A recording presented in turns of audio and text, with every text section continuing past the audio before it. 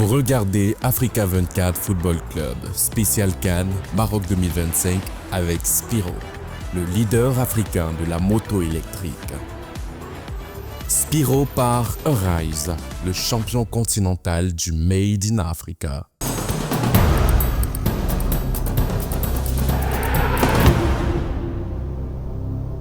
Bonne année 2026, mesdames, messieurs. Bienvenue dans cette nouvelle édition de l'Africa 24 Football Club. La phase de poule de la CAN Maroc 2025 s'est achevée le 31 décembre. Cap sur les huitièmes de finale qui débutent le 3 janvier 2026. Le bilan de la phase de poule de cette 35e édition avec Jean-Jacques Missé-Missé, ancien Lion indomptable, et Christian Dimadeu, journaliste. Jean-Jacques, bonne année 2026 et merci de nous honorer de votre présence sur ce plateau. Bonne année à tous nos téléspectateurs, bonne année à Christian. Et pour cette première phase, je dirais merci à tous ceux qui nous ont suivis jusque-là. Christian, bonne année à vous. Merci, bonne année à Jean-Jacques Missé-Missé, ancien Lion indomptable, ancien international. La phase de poule de la CAN Maroc 2025 est terminée. 16 pays ont rivalisé d'adresse et de stratégie pour se hisser en huitième de finale. Le Mali, le Maroc, l'Égypte, l'Afrique du Sud, le Nigeria, la Tunisie, la Tanzanie, le Sénégal, la République démocratique du Congo, le Bénin, l'Algérie, le Burkina Faso, le Soudan, le Cameroun, la Côte d'Ivoire et le Mozambique. Jean-Jacques, le Maroc et le Mali sont qualifiés dans le groupe A. Le pays hôte et grand favori a récolté 7 points sur 9 en raison du nul face au Mali. Par son jeu, donnez-vous encore le Maroc favori pour le second tour qui va démarrer le 3 janvier. Ici, c'est des phases à élimination directe. C'est des phases à élimination directe. Donc ici, c'est un jeu, je pense que c'est des matchs, comme on dit, des matchs couperets. Donc l'entraîneur marocain, Regragui, je pense qu'il va utiliser une autre stratégie parce que là, il n'y aura plus d'économie. C'est-à-dire qu'il faudra aller dans un match de 90 minutes ou alors un match de 120 minutes et voir jusqu'au tir de pénalty. Donc ici, je pense que on va gérer, les matchs vont se gérer d'une situation de telle en sorte que c'est surtout le banc de touche, la profondeur du banc de touche qui risquera de faire la différence à ce genre de match-là. Justement, Jean-Jacques, parlant du Mali, il a peiné durant cette phase de poule en ne signant que des matchs nuls, prenant la deuxième place du groupe A devant les Comores et la Zambie. Jean-Jacques, quelle équipe vous aura satisfait dans ce groupe ou déçu? La satisfaction, pour moi, même si elle est dernière, le Comore, on voit qu'ils sont dans la progression. Ils sont dans la progression. Il en manque encore quelque chose. Bon, le Mali, c'est un peu une déception. Peut-être au niveau offensif. Mais défensivement, vous voyez que le Mali encaisse très peu de buts. Donc, pratiquement pas. Le Maroc, on s'attendait à ce qu'il finisse avec... qu'il gagne les 3 points, les 9 points. Donc, qu'il gagne leurs 3 matchs. Mais je pense que le dernier match, ils ont géré. Sinon, dans l'ensemble, je pense que les équipes qu'on attendait au deuxième tour de ce groupe se sont qualifiées. Dans la poule B, l'Égypte et l'Afrique du Sud se sont qualifiés pour les huitièmes de finale. Diriez-vous que les favoris de cette poule ont tenu leur rang devant l'Angola et le Zimbabwe? Tout à fait, les favoris ont tenu leur rang puisque déjà l'équipe d'Afrique du Sud, c'est pratiquement l'ossature de Mamelodi Sundowns. Donc ils se connaissent, ça fait des années qu'ils jouent ensemble, ils jouent les coupes africaines ensemble. Et l'Afrique du Sud, on les attendait. Et le Zimbabwe, bon, c'est des clubs on appelle petits poussés, mais c'est des clubs qui travaillent, on les voit arriver. Donc il faut s'attendre à ce que les années qui viennent, c'est des clubs qui vont faire parler de ça, c'est sûr. Dans une analyse précédente, vous décriviez la faible performance de l'Angola, éliminé avec 2 points en 3 matchs. Pourtant, à la CAN 2023 en Côte d'Ivoire, cette même équipe terminait première de la phase de poule avec 7 points devant le Burkina Faso et l'Algérie. Comment analysez-vous ce déclin? C'est le manque de travail continu. C'est justement ça qui fait défaut en Afrique. Parce qu'une équipe, un pays arrive, ils font sensation, et puis 2 ans après, on ne reconnaît pas la même équipe. C'est vrai qu'on ne connaît pas toujours tous les problèmes internes qu'il y a, mais c'est à se poser des questions. Pourquoi est-ce qu'un pays qui vient, qui arrive peut-être en quart de finale d'une compétition, et la prochaine compétition ne se retrouve pas en demi-finale, parce qu'en principe, ça doit être un travail de progression. On les voit arriver, mais après, ils disparaissent. Qu'est-ce qui marche, qu'est-ce qui n'a pas marché, où est-ce qu'on a pêché, où est-ce que... Parce que parfois, il n'y a même pas de bilan. Je ne sais même pas si certains pays font le bilan après la compétition. Donc, dès que les éliminatoires recommencent, ils se disent, OK, on va se qualifier pour la Coupe d'Afrique, mais ont-ils fait le bilan de ce qui s'est passé 2 ans avant? Ça, je ne pense pas. Dans la poule C, le Nigeria en taille patron. 3 matchs, 3 victoires, 9 points. Éliminés au barrage de la Coupe du Monde, les Super Eagles jouent leur mondial au Maroc. Comment analysez-vous ces succès? 2-1 face à la Tanzanie, 3-2 face à la Tunisie et 3-1 contre l'Ouganda. Ici, il faut retenir que le Nigérien, à chaque match, a encaissé. Donc, déjà, il y a un problème défensif. Au niveau offensif, ça, il n'y a pas de problème. On sait qu'il y a Lookman devant, on sait qu'il y a Osimhen devant. On sait qu'à ce niveau-là, c'est des joueurs, il ne leur faut pas 3 occasions pour marquer. Donc, ici, il y a un problème entre la défense et le milieu de terrain. C'est vrai que le Nigeria a toujours été attendu, c'est un grand pays de football. Ils ont toujours eu des grands joueurs, ils ont eu des grandes... je dirais, ils ont toujours formé des ossatures assez fortes. Mais comme je dis, c'est des matchs à élimination directe. Il y a des clubs, il y a des pays qui ont gagné leurs 3 premiers matchs et puis au 8e de finale se sont fait sortir. Donc il faut se méfier parce que c'est des matchs à couper, donc des matchs en jeu direct, où on se qualifie ou on ne se qualifie pas. Justement, son attaquant et ballon d'or africain, Ademola Lookman, auteur d'une performance XXL contre la Tunisie. Double passeur décisif et buteur. Homme du match dans ce succès 3-2. Compte parmi les joueurs à suivre à la loupe au second tour, Jean-Jacques. Il est à suivre. On suit toujours Lookman, que ce soit même Osimhen. Ce match-là, c'était Lookman. L'autre match, ça peut être Osimhen. Ils ont des éléments, ils ont des joueurs qui peuvent porter, comme ce match, le dernier match, Lookman a porté l'équipe à lui seul. Un autre match, c'est peut-être Osimhen qui va porter l'équipe. C'est ça, on a des éléments comme ça dans une équipe qui sont prêts à faire la différence si les autres ne suivent pas. Et je pense que si les 2 ou les 3 éléments importants sont en forme, ils vont faire très mal.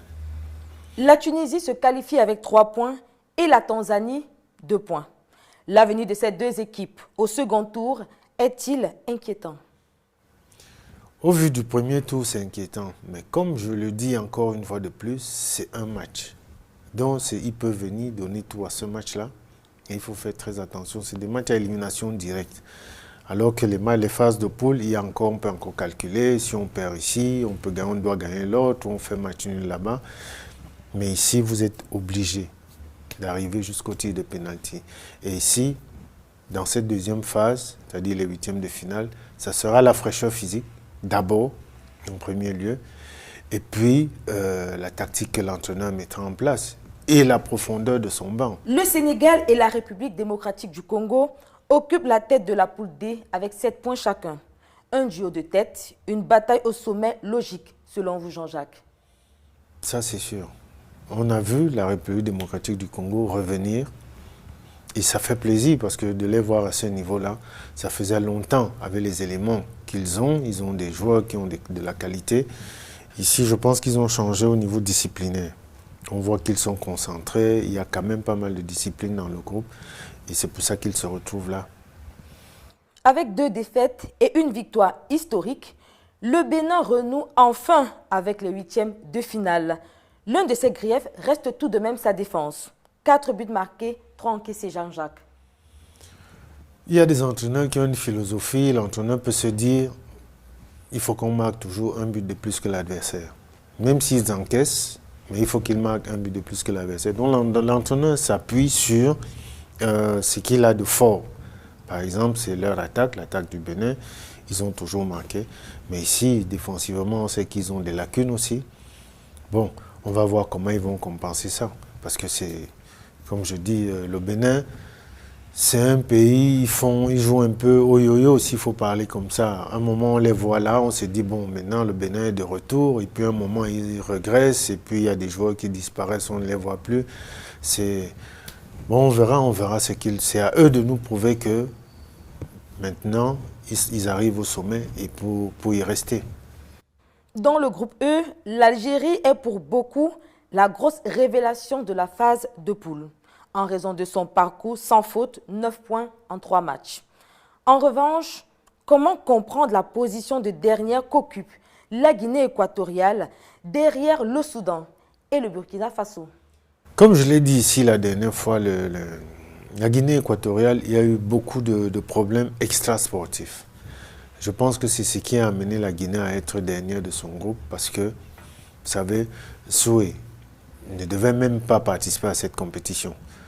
Donc il y a eu peut-être des tractations, il y a eu beaucoup de problèmes que je ne veux pas évoquer ici. La Guinée n'est pas venue sereine au Maroc pour cette compétition. Il y a eu beaucoup de problèmes internes qui ont miné la cohésion, l'ambiance et la sérénité du groupe. Le champion en titre, la Côte d'Ivoire, chapeaute le groupe F à égalité avec le Cameroun, 7 points. Le jeu et le parcours de la Côte d'Ivoire augurent-ils selon vous jusqu'ici une conservation du trophée? Conserver le trophée, ça peut se faire comme ça ne peut pas se faire, mais on a déjà vu que chaque fois que le Cameroun et la Côte d'Ivoire se sont retrouvés dans la même poule en phase de groupe, l'un d'eux est toujours arrivé en finale, que ce soit le Cameroun ou la Côte d'Ivoire, l'un des pays est toujours arrivé en finale. Mais ici, on va voir, est-ce que ça va se répéter? Espérons-le, parce que la Côte d'Ivoire a une très belle équipe, le Cameroun aussi est en reconstruction, et je voudrais dire aux gens qui essayent de critiquer le Cameroun que ça ne fait que 3 semaines que ces enfants sont ensemble et que le nouvel entraîneur a pu regrouper ces jeunes et faire ce qu'ils sont en train de faire aujourd'hui. Je dirais chapeau à l'entraîneur Pagou. Justement, l'équipe du Cameroun, relookée à 3 semaines de la CAN, a tenu tête aux champions en titre et a battu le Gabon et le Mozambique. Quelle appréciation faites-vous de son parcours dans cette phase de poule? Non, ils ont fait un très bon parcours. Le Cameroun a fait un très très bon parcours parce que personne ne les attendait à ce niveau. Il y a j'ai entendu beaucoup de gens critiquer, mais c'est des gens qui critiquent, qui ne connaissent pas les joueurs, qui ne suivent pas ces joueurs dans leur club respectif. Ceux qui connaissent ce que ces gamins font dans leur club, il n'y avait pas de doute. Ici, je pense que la seule question que les connaisseurs se posaient, c'était est-ce qu'ils vont pouvoir jouer ensemble? Est-ce qu'il y aura une cohésion? Est-ce qu'il y aura... Et je pense que le discours des encadreurs ici a été celui des combattants.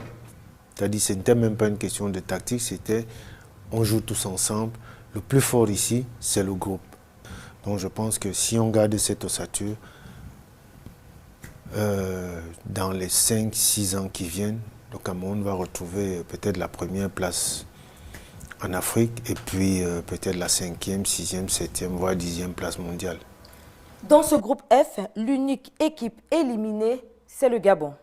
Son capitaine, Pierre-Emerick Aubameyang, a disputé 2 matchs malgré sa douleur à la cheville. Quel avenir en sélection prédisez-vous à ce joueur de 36 ans? Aubame, ça dépendra de lui. Ça dépendra de sa capacité physique d'abord, parce que vu l'âge, parce qu'il y a des joueurs comme ça, on peut l'appeler, même à 38 ans, il peut être là. Même s'il ne joue pas, sa présence seule peut rassurer les jeunes qui seront autour de lui. Il aura des conseils à leur donner. Donc on n'enlève pas quelqu'un comme ça d'une équipe nationale aussi facilement, vu l'âge. Parce que quand il est là, c'est toujours un exemple, que ce soit sur le terrain ou en dehors. Il a joué, il est entré contre le Cameroun alors qu'il ne devait même pas jouer ce match, vu qu'il était blessé. Bon, maintenant j'espère qu'à Marseille, il n'aura pas beaucoup de problèmes à ce niveau-là, qu'il va retrouver sa forme. Et le Gabon, nos frères d'à côté, on attend à ce que vraiment qu'ils se ressaisissent tout le désordre qu'il y a eu, qu'ils prennent l'exemple peut-être de certains pays pour régler tous les problèmes extrasportifs et que la jeune génération qui vient fasse des résultats. Parce que ça nous fait plaisir aussi quand le Gabon atteint un certain niveau. C'est toujours l'Afrique centrale qui gagne. Merci pour ce bilan, Jean-Jacques. Nous marquons une pause et nous revenons juste après pour la suite de l'Africa 24 Football Club.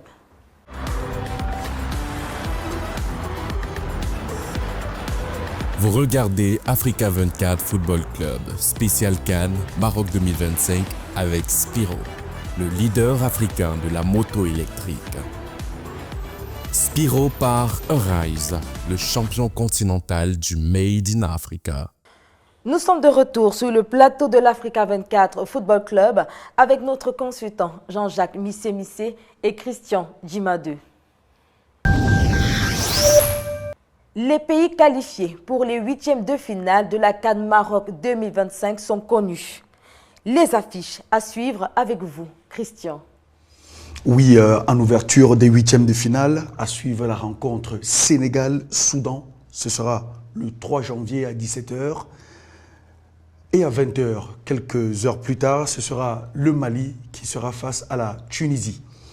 Le dimanche 4 janvier, le Maroc, pays hôte, sera face à la Tanzanie à 17 h, suivi de la rencontre Afrique du Sud-Cameroun à 20 h. Et le lendemain, 5 janvier 2025, ce sera un lundi, l'Égypte sera face au Bénin à 17 h. Et après, Nigeria-Mozambique à 20 h. Les matchs des huitièmes de finale vont s'achever le mardi 6 janvier 2026, tant pour moi, avec les chocs Algérie-RD Congo à 17 h. Et enfin, le champion en titre, la Côte d'Ivoire, sortira pour son match de huitièmes de finale contre un autre pays de l'Afrique de l'Ouest, le Burkina Faso. Ce sera le mardi à 20 h. Merci Christian. Jean-Jacques, comment le Soudan, 119e nation au classement FIFA en décembre 2025, doit aborder son match contre l'ogre sénégalais, 19e mondial? Les Soudanais n'ont rien à perdre. Les Soudanais n'ont rien à perdre. Ils arrivent, je pense qu'ils ont même déjà réussi leur compétition. C'était faire un bon premier tour. Et là, c'est du bonus. Et avec l'entraîneur Rapia, comme je disais, c'est quelqu'un que je connais. Je pense qu'il va lancer ses troupes sur le terrain. Parce que s'ils réussissent à éliminer, s'ils réussissent à passer les huitièmes de finale, je pense qu'ils seront accueillis au Soudan en héros. Parce que c'est un exploit pour ceux qui ne les connaissent pas. Mais il faut voir comment les Soudanais jouent. Leur football est fluide. Ouais, il y a énormément de combinaisons entre eux. Et c'est au niveau expérience qu'il manque il manque des joueurs expérimentés qui ont déjà joué à un haut niveau. Mais le Soudan, je dis chapeau parce que c'est ce qu'ils sont en train de faire. Par rapport au Sénégal, bon, s'ils perdent par rapport au Sénégal, il n'y a pas de honte. Le Sénégal, on les connaît. Ils ont la majorité des grands joueurs. Mais attention à la surprise. Comment le Mali, qui termine la phase de groupe avec un bilan de 3 points, peut-il imposer son rythme face à la Tunisie, qui compte certes aussi 3 points, mais est capable de surprendre avec sa discipline tactique et son expérience? Je crois Tunisie, Mali, c'est 50-50 parce que c'est deux équipes qu'on attendait à un certain niveau, mais quand on les voit jouer, il n'y a pas beaucoup de surprises. Il n'y a pas beaucoup de surprises, il n'y a pas de... C'est-à-dire que le Mali a des joueurs talentueux, la Tunisie a des joueurs talentueux, mais ils n'ont pas encore atteint le niveau qu'on attend d'eux, connaissant le football tunisien, le football malien. Ils n'ont pas encore atteint le niveau. Et je pense que ce match nous donnera une indication bien précise sur les forces et les faiblesses des deux équipes. Jean-Jacques, comment le Maroc, pays hôte et favori, doit-il gérer la pression d'un stade acquis à sa cause tout en restant concentré face à une Tanzanie qui pourrait jouer le rôle de trouble-fête? Le Maroc, s'il commet une erreur, ça sera l'erreur de supériorité. Parce que jouer à domicile une compétition pareille, il ne faut pas qu'il se mette la pression parce que son premier adversaire sera eux-mêmes. Le Maroc sera son premier adversaire. Donc, ils doivent vraiment être disciplinés, faire ce que leur entraîneur demande, suivre la tactique qu'ils ont mise en place. Parce qu'à un moment donné, s'ils se disent la Tanzanie, c'est un petit pays, ils vont venir avec un esprit de supériorité, comme je dis, ils risquent de se faire surprendre. Et ça, c'est souvent dangereux.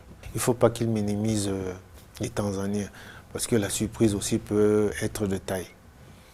L'équipe remodelée du Cameroun, mais redoutable, peut-elle vaincre l'Afrique du Sud, médaillée de bronze à la CAN 2023 en Côte d'Ivoire?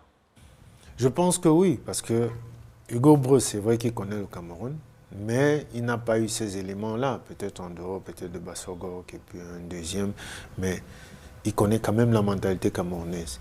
Et il sait que quand ces gars sont sur le terrain, c'est des guerriers. On a vu contre la Côte d'Ivoire, on a vu le match contre le Gabon, contre la Côte d'Ivoire. C'est vrai qu'ils se sont repris en deuxième mi-temps contre le Mozambique, mais ça sera un match expérience contre une équipe qui se connaît. Parce que là, la majorité, les 7-8 joueurs qui sont sur le terrain viennent de Mamelodi Sundowns. Donc c'est des gars qui se connaissent, ils ont leurs automatismes. C'est à ça qu'il faut faire attention. Mais sinon, ça sera un match disputé et je dirais que le Cameroun gagne. Pensez-vous que le Bénin puisse réaliser des coups d'éclat malgré ses limites face à l'Égypte, leader incontesté dans cette CAN? Le Bénin, ils peuvent réussir quelque chose s'ils tiennent les joueurs clés, c'est-à-dire que s'ils coupent les transmissions entre le milieu et les attaquants, surtout priver Mo Salah des ballons,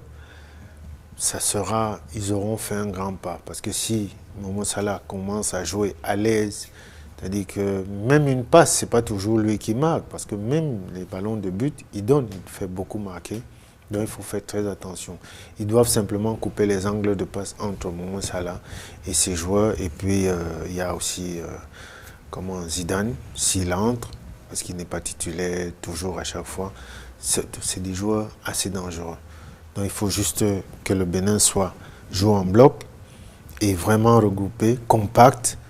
Et je pense que s'ils courent l'un pour l'autre, parce que c'est ça, on dit faire le mètre en plus ou les 2 mètres en plus pour son coéquipier qui a perdu le ballon, au lieu de le critiquer, d'abord se battre, enrayer l'action et puis lui dire, mon pote, tu ne dois plus faire ça, reste concentré.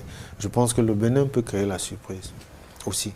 Jean-Jacques, comment le Nigeria, grand favori et leader dans cette CAN, doit-il aborder son 8e de finale face au Mozambique pour éviter les pièges d'une équipe regroupée et opportuniste? Justement, les Nigérians doivent être patients. Patients parce qu'il y a une bonne défense regroupée derrière. Ils doivent être patients, ne pas venir avec un esprit de supériorité, respecter l'adversaire. Et je pense qu'on sait qu'ils ont des joueurs capables de faire la différence à tout moment. L'Algérie, révélation de la phase de groupe, peut-elle confirmer sa solidité face à une République démocratique du Congo combative et imprévisible, capable de renverser les favoris dans cette CAN? Les Congolais ont l'avantage d'avoir éliminé le Cameroun déjà, parce que ça c'est leur point de référence. Ils vont dire qu'ils n'ont pas peur. Déjà ils viennent sans peur, parce qu'ils savent que le Cameroun a toujours battu les Algériens. Donc eux, s'ils ont éliminé le Cameroun, c'est des sources, parce que quand on est comme ça dans un groupe, c'est des sources de motivation. L'entraîneur va chercher des sources de motivation pour galvaniser ses joueurs. Et je pense que l'Algérie aura fort à faire au Congo. Jean-Jacques, comment le Burkina Faso peut-il contrecarrer la Côte d'Ivoire, championne en titre et expérimentée, pour créer l'exploit dans un match où chaque détail comptera? Le Burkina et la Côte d'Ivoire, c'est déjà deux frères, des pays côte à côte. Donc, il y a même, je vais rentrer un tout petit peu dans, c'est pas le domaine du foot, mais il y a déjà des tensions politiques entre les deux et donc ça se retrouve souvent sur le terrain. Et ici, je pense que la Côte d'Ivoire aura à cœur de battre le Burkina. Et le Burkina aura aussi à cœur de battre la Côte d'Ivoire.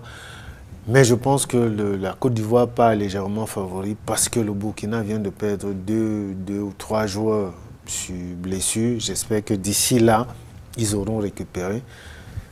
Est-ce que les blessures sont graves ou c'est juste des petits bobos, des petits coups? Bon, on verra bien. Mais sinon, je pense que la Côte d'Ivoire part favori puisque c'est les champions en titre. On les attend plus haut. À Douala, la Coupe d'Afrique des Nations se vit aussi loin des stades.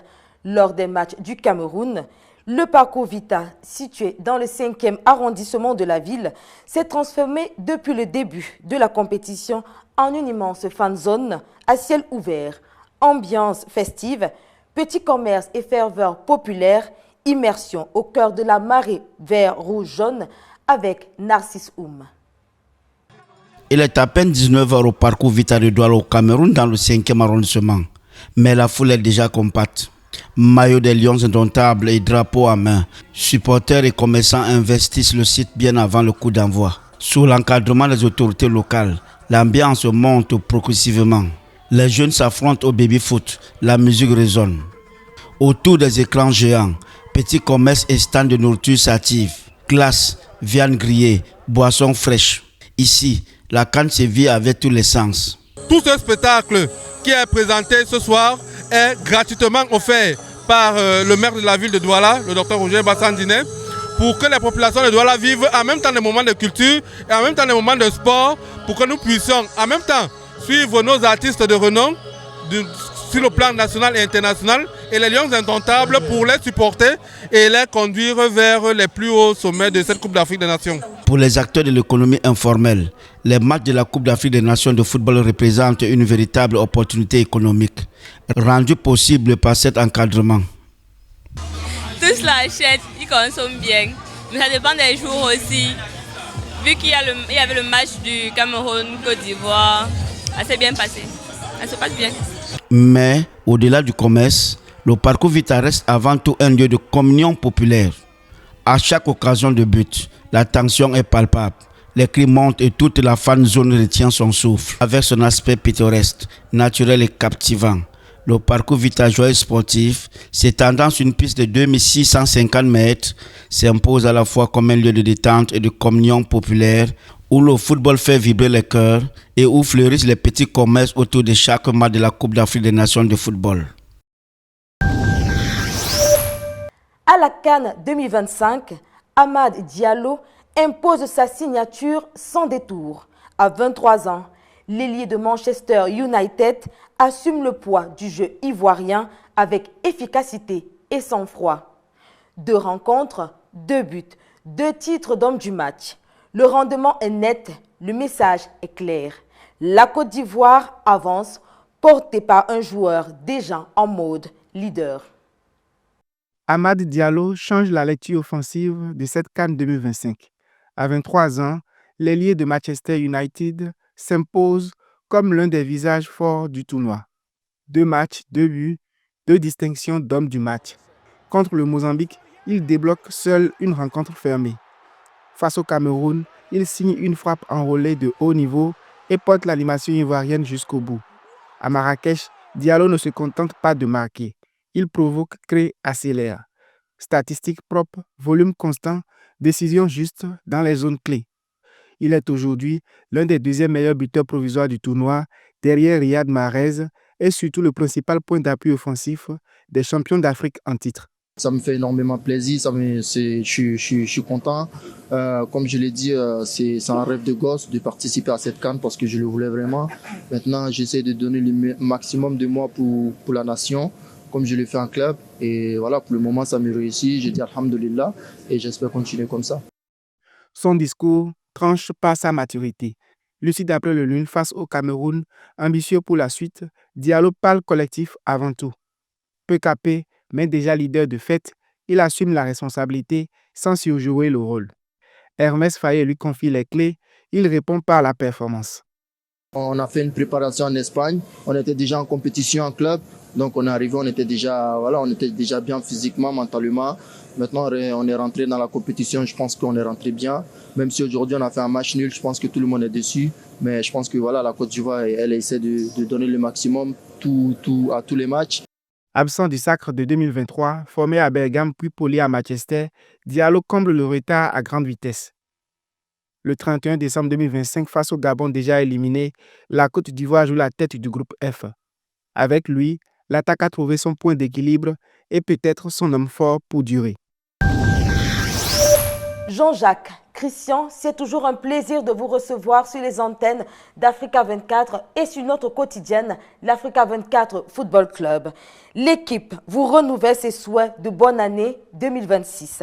Ne l'oubliez pas, l'actualité de la CAN Maroc 2025, c'est sur Africa 24 et Africa 24 Sport.